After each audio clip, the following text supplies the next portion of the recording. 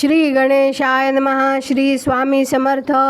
सुप्रभातम. नमस्कार. सिया ऑफिशियलवर आपले सुस्वागतम. योगेशं सच्चिदानंदं वासुदेवं रजप्रियं धर्मसंस्थापकं वीरं कृष्णं वंदे जगद्गुरुं.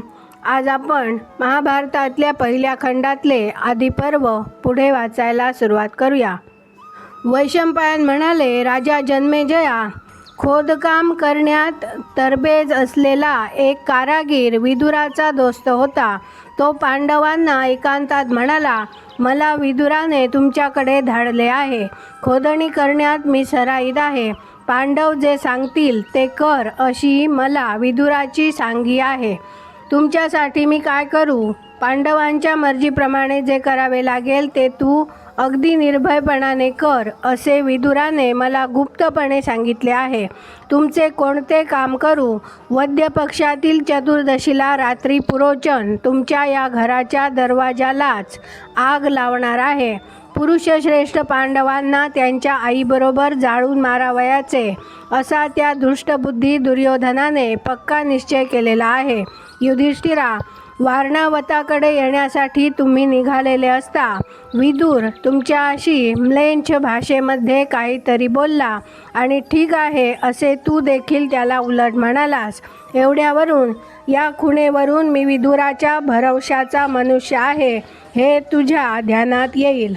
यावर सत्यप्रतिज्ञ कुंतीपुत्र युधिष्ठिर त्याला म्हणाला, भल्या माणसा, तू निर्मळ मनाचा यथार्थ बोलणारा विदुराच्या मर्जीतला आहेस. तुझी त्याच्यावर पूर्ण निष्ठा आहे आणि त्याचा तू मित्र आहेस हे मी चांगले जाणतो.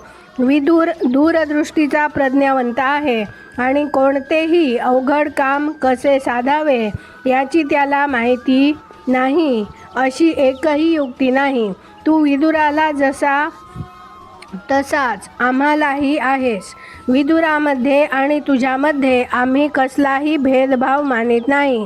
विदुराविषयी तुझी जशी निष्ठा आहे तशीच निष्ठा आमच्याविषयीही असू दे आणि त्रिकालज्ञ विदुर आमच्या रक्षणाविषयी जसा नित्य दक्ष असतो तसाच तूही दक्ष राहा. धृतराष्ट्रपुत्र दुर्योधनाच्या आज्ञेवरूनच पुरोचनाने ज्वालाग्राही पदार्थांचा वापर करून हे घर आमच्यासाठीच म्हणजे आमचा घात करण्यासाठीच तयार केले आहे ही माझी खात्री आहे. त्या नतद्रष्ट नाठाळ दुर्योधनाजवळ मोठा खजिना आहे. त्याला मदत करणारेही पुष्कळ आहेत आणि त्याच्या जोरावर तो दुरात्मा दुर्योधन आम्हालाही नित्य सतावत असतो. अशी परिस्थिती असल्यामुळे या आगीपासून तू आमचा बचाव कर. आम्ही जर या घरात जळून भस्मसात झालो तर दुर्योधनाचा सारा डाव साधलाच. या घराभोवती मजबूत कोट आहे आणि कोटाच्या बाहेर पडणे कोणालाही अशक्य व्हावे असा बंदोबस्त करून ते बांधलेले आहे आणि ते अगदी खंबीर आहे. दुसरे असे की हे घर ज्वालाग्राही पदार्थांनी भरलेले असल्यामुळे ते भरले आयुध गृह आहे असेच समज. त्याने मनात योजलेल्या या दुष्कर्माची विदुराला पूर्वीपासूनच माहिती असली पाहिजे आणि म्हणूनच त्याने आम्हाला वेळीच इशारा देऊन ठेवला. विदुराने जे संकट मागे झेलले होते ते संकट आता प्रत्यक्ष समोर येऊन उभे राहिले आहे. पुरोचनाला कसलाही थांग पत्ता लागू न देता या संकटातून तू आम्हाला सोडव. भुयार खणण्यासाठी विदुराने पाठविलेला तो कारागीर ठीक आहे असे युधिष्ठिराला म्हणाला आणि त्याला संकटातून मुक्त करण्याचे त्याने वचन दिले. लगेच तो कामालाही लागला आणि कोटाच्या भोवताली असलेला खंदक साफ करण्याचे नाटक करून त्याने एक मोठे भगदड पाडून ठेवले. तसेच वाड्याच्या चौकात त्याने एक मोठे विवर तयार केले. ते बंद करण्यासाठी दाराचीही योजना त्याने केली आणि ते दार अगदी जमिनी सपाट केले. त्यामुळे या ठिकाणी भुयार आहे हे कोणाच्याही ध्यानात आले नसते.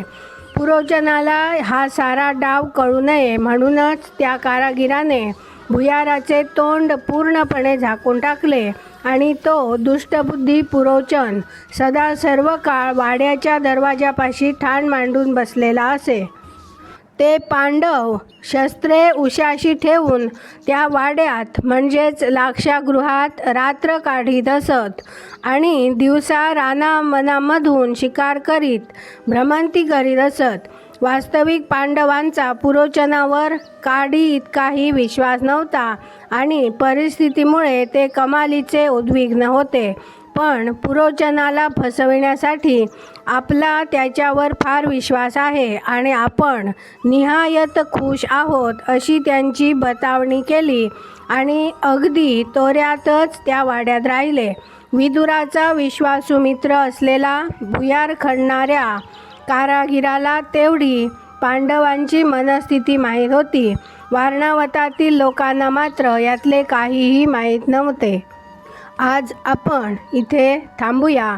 माझ्या सिया ऑफिशियलला सबस्क्राईब केले नसेल तर कृपया आत्ताच सबस्क्राईब करा आणि दररोज महाभारत कथा ऐकण्याचा आनंद अवश्य घ्या. बाजूच्या बेलवर क्लिक करून लाईक करायला विसरू नका. शेअर करा, कमेंट करा आणि राधे राधे लिहायला विसरू नका. धन्यवाद. जय श्री कृष्ण.